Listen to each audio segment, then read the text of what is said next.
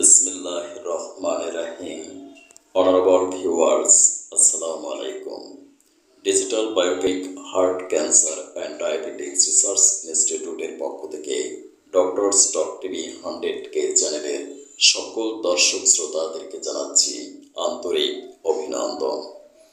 আজকের সংবাদ শিরোনাম পাঠ করছি আমি ডাক্তার কাজী দিলওয়ার হোসাইন। অনুষ্ঠানটি একযোগে টিকটক, ইনস্টাগ্রাম, ফেসবুক ও ইউটিউব চ্যানেল থেকে সম্প্রচার করা হচ্ছে।